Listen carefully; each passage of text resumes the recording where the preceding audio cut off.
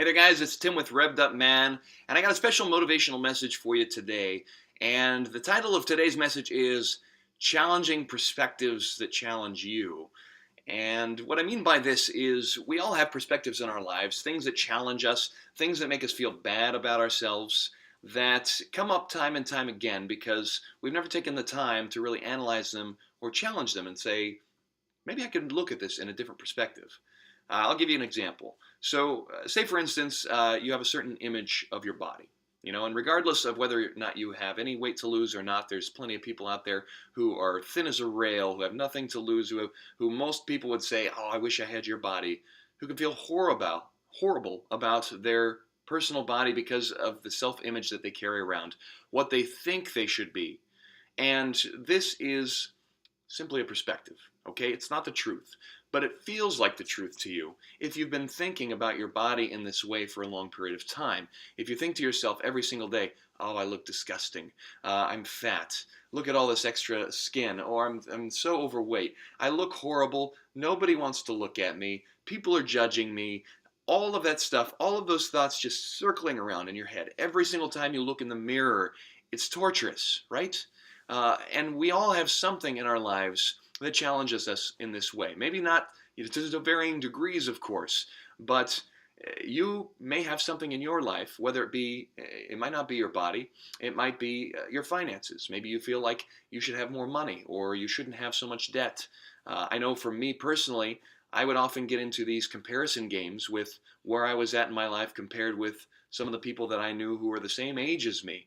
Peers in my life that I felt had surpassed me, had more possessions, owned a home where I don't own a home, or, had a nicer car than me, or were further along in their careers than me, perceivedly in my mind at least. And all these things, every time I would look up on Facebook and see somebody, enjoying a vacation that I couldn't afford to go on, or, buying a new vehicle that I couldn't afford to buy, or having some sort of career advancement where I was like still trying to figure out what I wanted to do with my life, then this would just torment me. It would challenge me so much, and I would just think of myself as a failure, and it's like that I had messed up, that I had gone the wrong path, and that only I had made decisions differently before, now I wouldn't be in the situation. But guess what?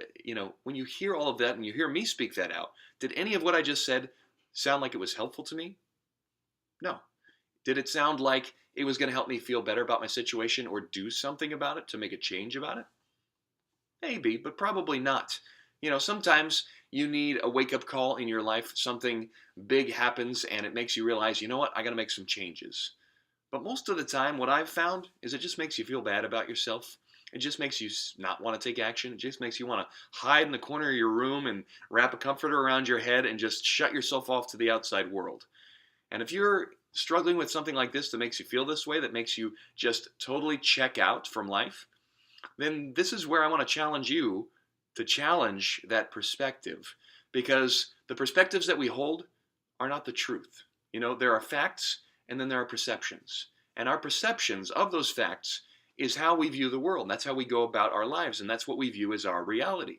Now, sometimes we share that reality with somebody else. Sometimes it's our own reality. It's just in our heads. We never share it with anybody else because, it's so much of our truth they wouldn't understand, and I got to keep this to myself because this is my cross to bear.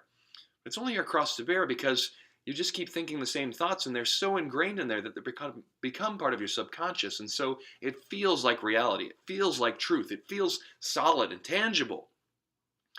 But at any point in time, we can change the perspective. We can change the thought process, even if it's in just some minuscule way, to where we can start to think about that thing in a different way that feels a little bit lighter, that allows us to take a little bit more action towards it. Or even if there's no action that needs to be taken, it's just for us to feel a little bit happier around. So I have a quick little exercise that I'd like you to do today if you're struggling with something in your life like this. I want you to take out a piece of paper or a journal. And if there's one thing, and there might be several things, but let's just start with one. Let's not get too crazy. Let's start with one thing in your life. And this is something that comes up on you regularly, that every time, there's a conversation about this thing, or something reminds you of it, it just makes you feel bad. I want you to write that thing out and write out as many thoughts as you can on that subject. Okay, don't just write what the thing is, write how you feel about it, what it is, write out all the details that you can. Okay, because the first step here is getting some clarity, getting some articulation, seeing it in front of you. And a lot of times, much like I was saying when I was giving you my example, a lot of times once you speak it out and you read it out, and I encourage you to read it out loud once you put it down on paper. Nobody has to hear. You can do it by yourself. When you actually see it written out and read it out loud, a lot of times you'll be able to witness the absurdities in it or the things about it where you're like, that doesn't really seem all that real, or that doesn't really sound as serious as I'm making it out to be.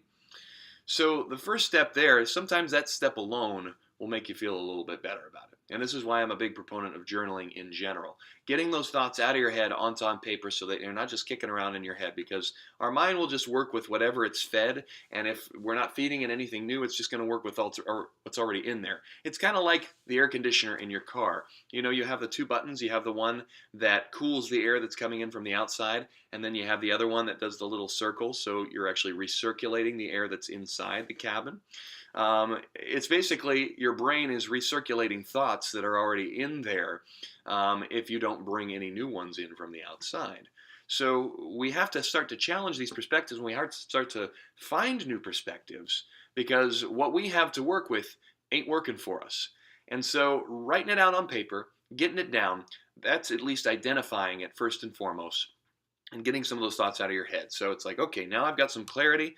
I've got it right here. It's tangible. And it's like, okay, this may or may not still resonate with me in the same way, but say it does still resonate with you in the same way. You're like, yeah, that's how I feel about that, and that's true. This is where the work really comes in, because I want you to write down 5 different ways that you could look at this.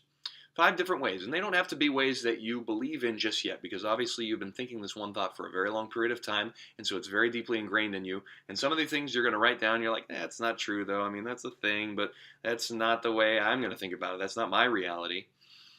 But why can't it be your reality? Why does the reality that you've decided on have to be your reality?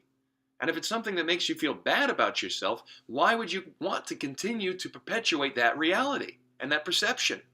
It's insanity, but we all do it because that's just what we're used to. We live in our own minds so much that everything, the content of our minds, becomes our reality ultimately.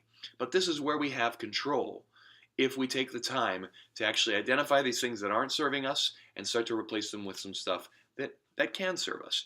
And so writing out 5 different perspectives, and just, no matter how small the change is, just write out some different ways that you could look at it. If you're having trouble coming up with some ways, I highly recommend you go on the internet and you find something on YouTube. There's somebody somewhere out there that has gone through or is going through a similar challenge to you. It always feels like we're all alone and that we're facing this challenge that nobody else would ever understand what we're going through. But likely somebody has been through something exactly like what you're going through, or far worse a lot of times. And finding their story and realizing you're not in this alone and there is a different way to look at this is the first step towards changing the perspective. So you can look on YouTube for videos. If you're having an issue with your body identity, there's all kinds of transformation stories out there, and people who've been through something where they went through 10, 20 years of feeling and looking a certain way and then finally made a change. So it's never too late. You can always change the perspective. You can always change your outcome. For me personally, with me comparing myself with others and things like that, I can start to write down things about my life that I'm happy with, as opposed to focusing on the one thing where I felt, maybe I wasn't accomplishing enough. And that's my perspective. Some people would listen to that and say, it's like, why do you have to have all these accomplishments? Why is that important to you? And when I'm asked that, I'm just hearing it myself right now. It's like, I'm not sure. I don't know. That's just what I believe, or at least it was what I did believe. And so writing out things like, hey, I have 2 different jobs, 2 different careers that I'm working on that both fulfill me, that I enjoy. I get to do health and fitness coaching and motivational videos here on YouTube. I get to help people with their health and fitness and help people create a new lifestyle for them by being Beachbody coaches. Then on the other end, I get a chance as my more regular job to train dealers and salespeople within the automotive world how to become more effective at their jobs, how to become better listeners. So I get to coach in 2 different capacities, and it's all stuff that I enjoy. Not a lot of people can say that. That's something that I get a chance to say. I could have gone a different direction and made more money, but been miserable. And this is something that I've always strove for in my life, and I'm actually living it. But a lot of times I don't take the time to take that in. I just look at the things that I don't have or the things that I'd like to be different rather than taking in how awesome the things that I have that I like in my life are. So that's just one example of a different perspective that I could take in. And so this is the sort of thing that I want you guys to start writing down. Write down a few different perspectives. And I say to do about 5 because you're going to write down a few that might not really feel very true to you or you might not resonate with. But you may get to a couple where you're like, oh, I can kind of get behind that. And again, if you need help, look to online. Go to resources, books, personal development books, things by authors like John C. Maxwell, Brendon Burchard, Tony Robbins, very motivational. Les Brown, he's one of my favorites. If you find any of his stuff online, he's got some amazing stuff on perspective.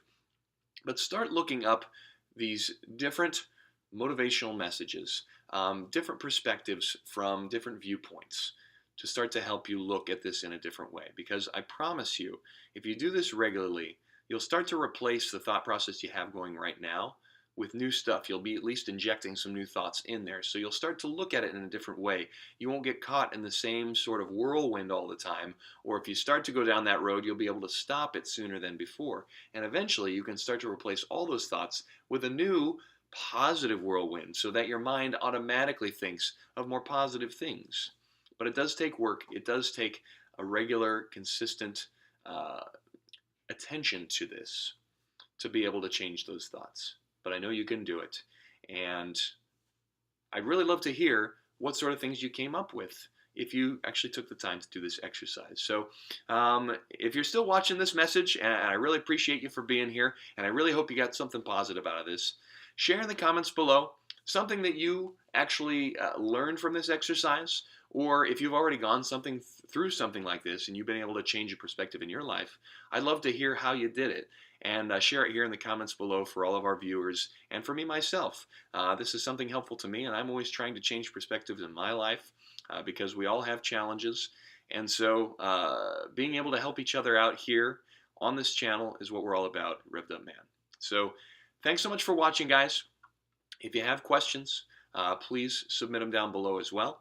And one last thing that I wanted to share with you guys. I am starting to put a lot more of these sorts of posts on my Facebook page in little quicker snippets. So you'll get some of these videos. I'll still be posting regularly here on YouTube. But I do sort of a daily journal. I'm traveling right now, and so I've got a travel workout journal going on there, some motivational videos, as well as some nutritional tips of ways that I keep myself on track while I'm traveling like this. I'm on about a 3-week road trip right now, keeping myself in good shape. But it does take consistent actions and efforts. So if you'd like to follow along with my journey and learn more about me there, check out the Revved Up Man Facebook page. You can type in Tim Heinrich or Revved Up Man. Both should bring me up, and you can follow along right there. Thanks so much for watching, guys. That's all I got for you today, and I look forward to seeing you in the next video, and I hope you take the time to challenge some of your perceptions that are challenging you today. Take care.